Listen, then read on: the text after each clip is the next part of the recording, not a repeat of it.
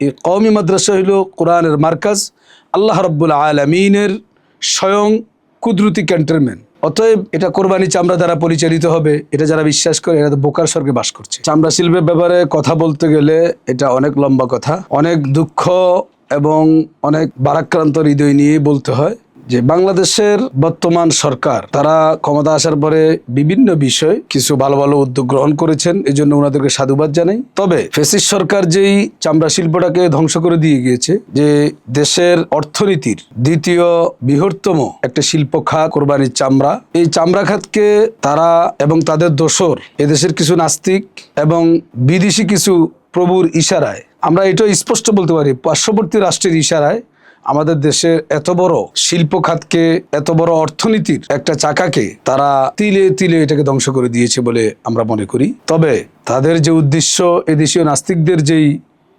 লক্ষ্য উদ্দেশ্য, এটা কখনো সফল হবে না। কারণ তারা মনে করে এই কোরবানির চামড়া এটা কওমি মাদ্রাসার একটা আয়ের উৎস। অবশ্যই এটা আয়ের উৎস, তবে কওমি মাদ্রাসাকে পরিচালনা করেন স্বয়ং আল্লাহ রাব্বুল আলামিন। কারণ এই কওমি মাদ্রাসায় যে শিক্ষা দেওয়া হয় সেটা হলো কোরআনুল কারীম এবং রাসূলুল্লাহ সাল্লাল্লাহু আলাইহি সাল্লামের সুন্নাহ হাদিস। আপনারা লক্ষ্য করেছেন যে বিগত করোনার সময় এদেশে এত অল্প জায়গার ভিতরে একটি গরিব রাষ্ট্র বাংলাদেশে করোনায় তেমন কোনো ক্ষতি হয় না। বিশ্বের বড় বড় রাষ্ট্রগুলা তারা অনেক ক্ষতিগ্রস্ত হয়েছে, অনেক মানুষ মারা গিয়েছে। মানে অনেক বড় বড় দার্শনিকেরা এটা রিসার্চ করে তারা বের করেছে যে বাংলাদেশের মতো মানে জনবহুল একটা রাষ্ট্রে অল্প সংখ্যক জায়গার ভিতরে যেখানে অনেক মানুষ বসবাস করে সেখানে করোনায় তেমন কিছুই হয়নি। এর কারণ হলো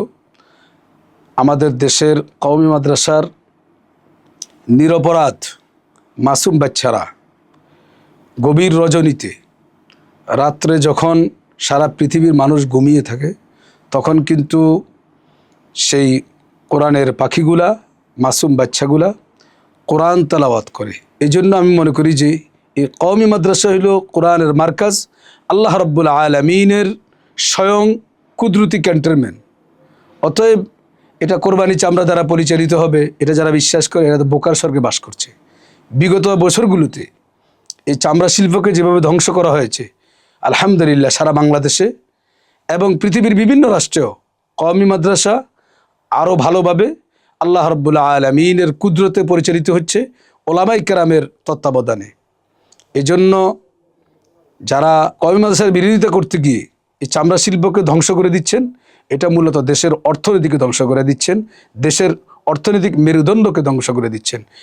পক্ষান্তরে অন্যান্য অনেক জিনিসপত্র যেগুলা আমরা ছোটকাল থেকে দেখে আসতেছি, ছাত্রজীবন থেকে দেখে আসতেছি, মানে কোনো জিনিসের দাম যেটা বেড়ে যায় এটা আর কখনো কমে না।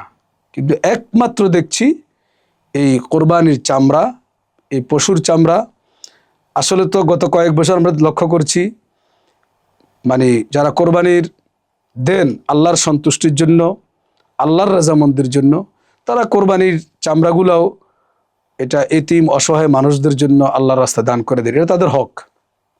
কিন্তু অনেকে দাম কম বিধায় এরা রাগের বশত তারা মাটিতে পুঁতে ফেলে অথবা সাগরে ফেলে দিচ্ছে। এটা সরকারকে লক্ষ্য করতে হবে।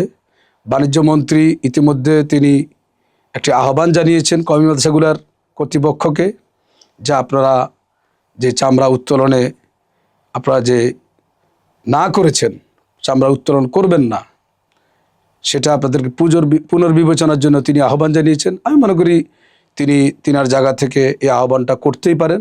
তবে আমি মন্ত্রী মহোদয়কে বলবো আপনি প্রধানমন্ত্রীর সাথে এবং গুরুত্বপূর্ণ সংশ্লিষ্ট বিভাগের সাথে আলোচনা করে চামড়ার ন্যায্য মূল্য আপনারা নির্ধারণ করুন।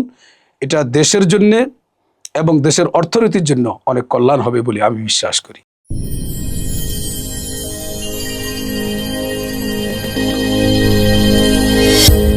ভিশন 24 দৃষ্টিতে বিস্ময়।